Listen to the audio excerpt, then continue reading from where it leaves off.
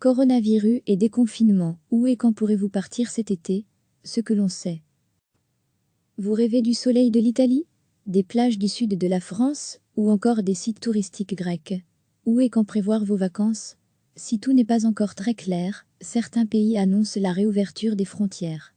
La Commission européenne a d'ailleurs encouragé les 27 pays de l'Union à rouvrir leurs frontières intérieures pour sauver les vacances d'été de millions d'Européens et empêcher un naufrage du secteur touristique. L'occasion pour nous de vous expliquer, pays par pays, la situation actuelle. Le pays va rouvrir ses frontières aux touristes de l'UE à partir du 3 juin. Le pays ne sait pas encore comment il va gérer l'afflux de touristes sur ses plages, mais devrait communiquer dans les prochains jours.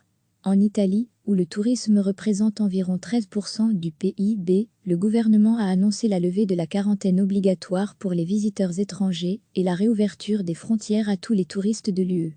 Nous sommes confrontés à un risque calculé, sachant que la courbe épidémiologique pourrait à nouveau repartir à la hausse, a commenté samedi soir le Premier ministre italien, Giuseppe Conte. À Rome, dès ce lundi, place à la réouverture anticipée de certains magasins, comme les coiffeurs ou centres de beauté dans la capitale italienne. Le pays souhaite rouvrir ses frontières rapidement. La date du 15 juin a d'ailleurs été fixée. Samedi, elle a cependant rouvert sa frontière avec le Luxembourg et légèrement assoupli les conditions de passage avec l'Autriche et la Suisse. Rien n'a encore été communiqué pour les Belges. À lire aussi, toutes les infos sur le coronavirus. Première destination touristique d'Europe, la France a pour sa part rouvert samedi plusieurs sites emblématiques, tels que le Mont Saint-Michel, la cathédrale de Chartres, ou encore le sanctuaire de Lourdes. Mais leur accès est réservé aux visiteurs locaux, les déplacements restant limités à un rayon de 100 km autour du domicile. De nombreuses plages françaises ont aussi été autorisées à rouvrir. Mais pas question d'y bronzer ou d'y pique-niquer, elles sont réservées à un usage dynamique, sans activité collective. On est comme des drogués, on était impatients parce qu'on se baigne ici toute l'année, témoigne Gilles, un retraité allé se baigner sur sa plage préférée à Nice, sur la Méditerranée, malgré une eau plutôt fraîche. Pas question donc, pour l'instant, de passer la frontière vers la France pour aller voyager, se baigner ou encore visiter. Mais la situation pourrait encore évoluer d'ici le début du mois de juillet. Car le gouvernement français a promis de tout faire pour sauver le tourisme et ses 2 millions d'emplois. Une des pistes serait donc d'ouvrir le tourisme aux résidents européens. Mais à confirmer, toute personne arrivant dans le pays est soumise à une quarantaine de 14 jours. À partir de vendredi, les entrées dans le pays par voie aérienne ou maritime sont donc limitées aux Espagnols, aux résidents en Espagne, ou à certains cas bien précis. Une disposition qui durera jusqu'à la fin de l'état d'urgence, que le gouvernement du socialiste Pedro Sánchez aimerait prolonger jusqu'à fin juin, et qui empêche donc toute entrée de propriétaires de résidences secondaires, car un tel bien ne prouve pas la résidence en Espagne. Les Belges qui possèdent donc une résidence secondaire en Espagne ne pourront pas en profiter, dans l'immédiat en tout cas. Et les Allemands non plus, d'ailleurs. Empêchés de profiter de leur résidence secondaire sous le soleil de l'île espagnole de Majorque, de nombreux Allemands se plaignent auprès des autorités. Mais Madrid a été clair cette semaine, ils devront attendre la fin du déconfinement. Depuis fin avril, plusieurs centaines d'entre eux ont envoyé des lettres souvent incendiaires demandant à l'archipel des Baléares, où se trouve Majorque, de permettre aux propriétaires étrangers de venir. À lire aussi, déconfinement en Belgique, le secteur touristique devra attendre jusqu'au 8 juin au moins, mais il n'y a aucune certitude, c'est le seul pays européen à avoir rouvert toutes ses frontières. C'est le premier pays d'Europe à avoir déclaré la fin de l'épidémie sur son sol. Assez peu touché, le pays garde quand même ses mesures de sécurité. Et les rassemblements publics sont toutefois encore interdits. Dès demain, c'est le début du déconfinement progressif. Comme l'Espagne, le pays va imposer 14 jours de quarantaine aux voyageurs arrivant de l'étranger. C'est ce qu'a annoncé le Premier ministre. La Grèce a de son côté rouvert ses plages privées, mais à condition là aussi de respecter des règles strictes, dont l'interdiction de poser son parasol à moins de 4 mètres de son voisin. Les plages publiques avaient rouvert le 4 mai. C'est un peu contraignant de nettoyer à chaque fois qu'un client part, soupire Pedri Alatra, chargé de désinfecter des transats à Cavouri, près d'Athènes. Dès demain, à Athènes, les sites antiques, dont l'Acropolis, seront rouverts au public. Pour les musées, il faudra encore attendre le 15 juin prochain. Dès demain, c'est la deuxième phase du plan de déconfinement, avec la réouverture de restaurants, cafés et terrasses, crèches et lycées. Après avoir été relativement épargné par la crise sanitaire grâce aux mesures de restriction prises à partir de la mi-mars, le Portugal se prépare au redémarrage du secteur touristique. Le groupe Pestana, N1 de l'hôtellerie au Portugal, a dû fermer tous ses hôtels alors qu'il venait de boucler le meilleur mois de février de son histoire et de fêter l'ouverture de sa 100e unité, a relevé son patron José Teotonio lors de la visioconférence organisée par la Nova School of Business and Economics. Le groupe se prépare à rouvrir une dizaine d'hôtels en juin pour tester le marché national, mais celui-ci ne représente que 30% de sa clientèle. La reprise va dépendre des marchés internationaux, et sans transport aérien, il n'y aura pas de tourisme au Portugal, a prévenu M. Teotonio. L'Autriche rouvrira totalement ses frontières avec la République tchèque, la Slovaquie et la Hongrie, le 15 juin prochain, a annoncé samedi le gouvernement. Le pays a déjà annoncé que les contrôles aux frontières instaurés pour freiner la propagation du nouveau coronavirus seraient levés à partir de cette même date avec l'Allemagne, la Suisse et le Liechtenstein. Des restrictions resteront maintenues avec l'Italie, l'un des pays au monde les plus touchés par l'épidémie. En Croatie, terrasses, bars et restaurants ont pu relever les rideaux depuis lundi dernier. Les rassemblements seront désormais autorisés jusqu'à 10 personnes et les jardins d'enfants et écoles reprendront sur la base du volontariat. Fin attendue du confinement pour le 25 mai prochain. Mais rien n'a encore été précisé pour les voyageurs étrangers. La République tchèque, où le taux de contamination par le nouveau coronavirus est un des plus bas d'Europe, a annoncé vendredi qu'elle allait autoriser les rassemblements de jusqu'à 300 personnes au courant du mois. Ces rassemblements, qui incluent les rencontres sportives, seront possibles à partir du 25 mai, quand les restaurants et les bars pourront également rouvrir, a déclaré le ministre de la Santé Adam Vojtěch. Les centres commerciaux, les cinémas, les coiffeurs et les terrasses des restaurants ont repris leur activité lundi, après presque 2 mois de confinement. Ce pays de 10,7 millions d'habitants dénombrait vendredi matin 8352 cas confirmés de coronavirus, dont 293 ont été mortels. C'est une bulle qui s'est créée entre ces 3 pays. Il est possible de circuler librement entre ces 3 frontières, mais uniquement les résidents de ces 3 pays.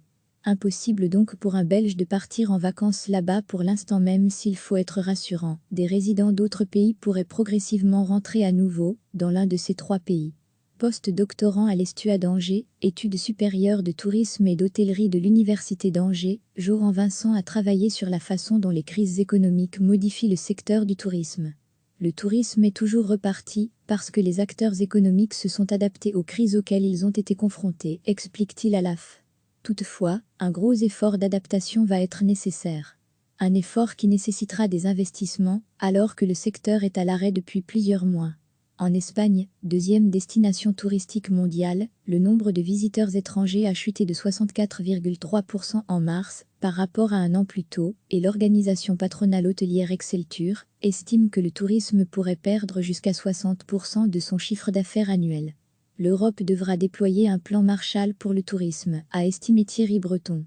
Les 27 négocient actuellement un fonds de relance au montant gigantesque, selon le commissaire qui a évoqué la fourchette de 1000 à 2000 milliards d'euros. Mais l'ensemble des pays se sentiront-ils concernés ? Dans les prévisions de croissance des États membres publiées sur le compte Twitter de la Commission européenne, le clivage est évident entre les pays dont l'économie est la plus dépendante du tourisme, Grèce, Italie, Espagne, Croatie et France dans une moindre mesure, et les autres. Mercredi, les ministres européens du tourisme ont rendez-vous par vidéoconférence à 13h30 pour aborder, à nouveau le sujet, avec l'ambition d'enfin permettre un redémarrage du tourisme pour que les Européens puissent enfin savoir où et quand partir en vacances cet été. Vous rêvez du soleil de l'Italie, des plages du sud de la France ou encore des sites touristiques grecs? Où et quand prévoir vos vacances? Si tout n'est pas encore très clair, certains pays annoncent la réouverture des frontières. La Commission européenne a d'ailleurs encouragé les 27 pays de l'Union à rouvrir leurs frontières intérieures pour sauver les vacances d'été de millions d'Européens et empêcher un naufrage du secteur touristique.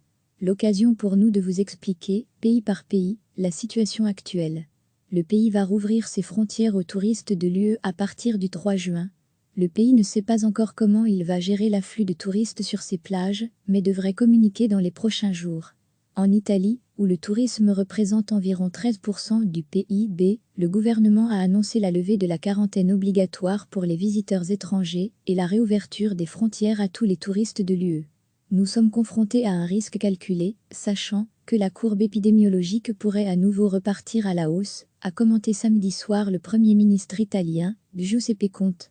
À Rome, dès ce lundi, place à la réouverture anticipée de certains magasins, comme les coiffeurs ou centres de beauté dans la capitale italienne.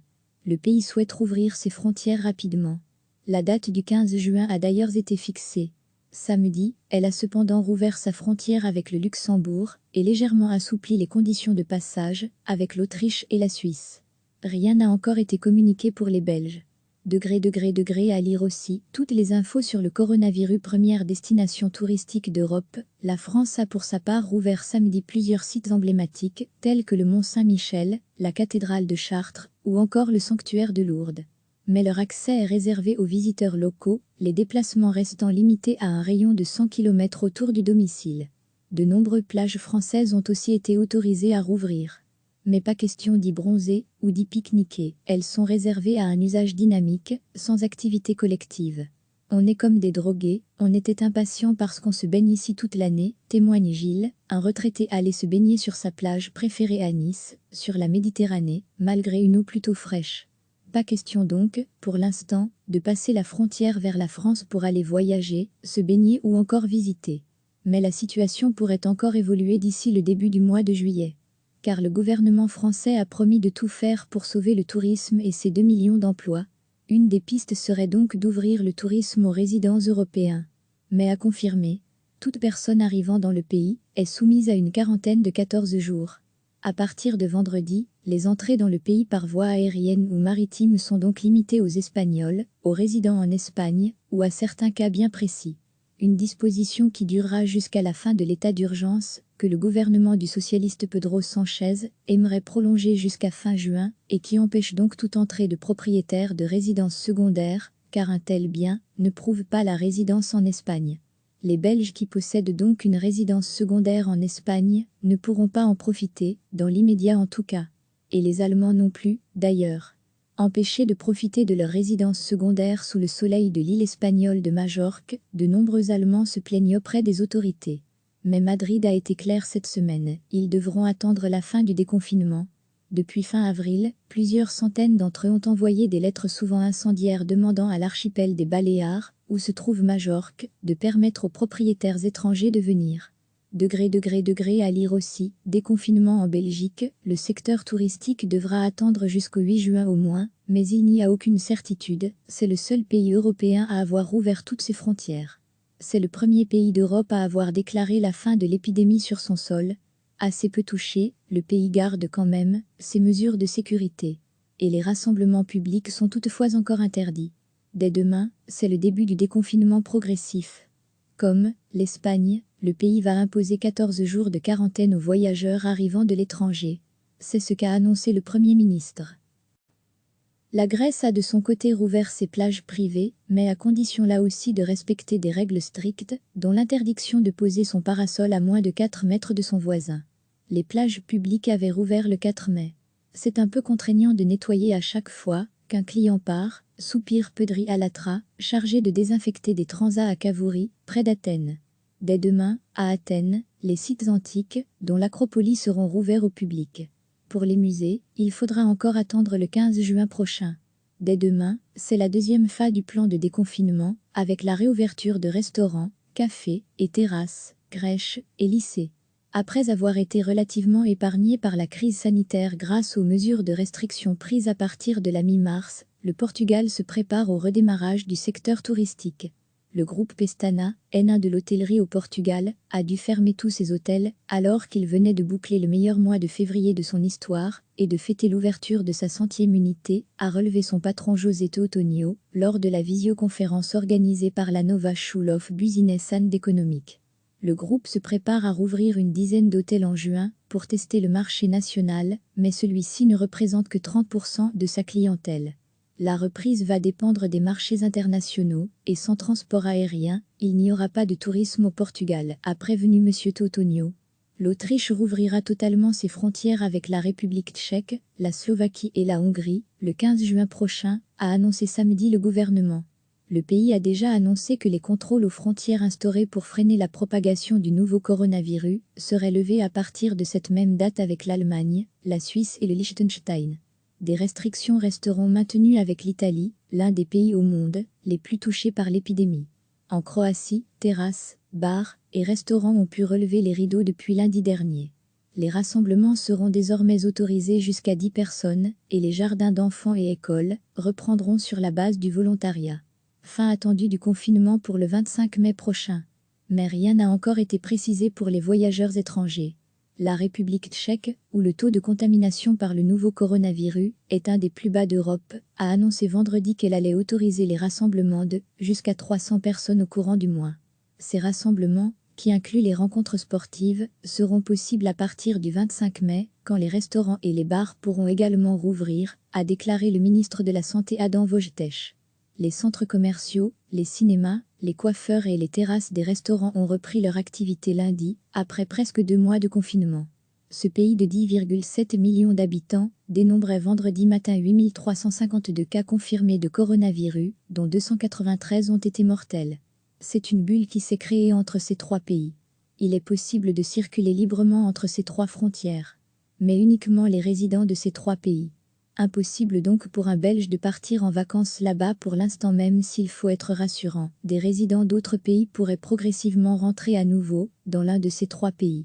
Post-doctorant à l'ESTUA d'Angers, études supérieures de tourisme et d'hôtellerie de l'Université d'Angers, Joran Vincent a travaillé sur la façon dont les crises économiques modifient le secteur du tourisme. Le tourisme est toujours reparti parce que les acteurs économiques se sont adaptés aux crises auxquelles ils ont été confrontés, explique-t-il à l'AF. Toutefois, un gros effort d'adaptation va être nécessaire. Un effort qui nécessitera des investissements, alors que le secteur est à l'arrêt depuis plusieurs mois. En Espagne, deuxième destination touristique mondiale, le nombre de visiteurs étrangers a chuté de 64,3% en mars, par rapport à un an plus tôt, et l'organisation patronale hôtelière Exceltur estime que le tourisme pourrait perdre jusqu'à 60% de son chiffre d'affaires annuel. L'Europe devra déployer un plan Marshall pour le tourisme, a estimé Thierry Breton. Les 27 négocient actuellement un fonds de relance au montant gigantesque, selon le commissaire qui a évoqué la fourchette de 1000 à 2000 milliards d'euros. Mais l'ensemble des pays se sentiront-ils concernés ? Dans les prévisions de croissance des États membres publiées sur le compte Twitter de la Commission européenne, le clivage est évident entre les pays dont l'économie est la plus dépendante du tourisme, Grèce, Italie, Espagne, Croatie et France dans une moindre mesure, et les autres.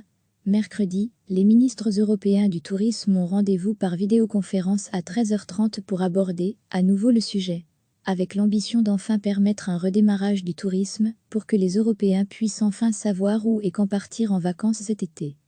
Cliquez sur s'abonner pour recevoir les dernières nouvelles.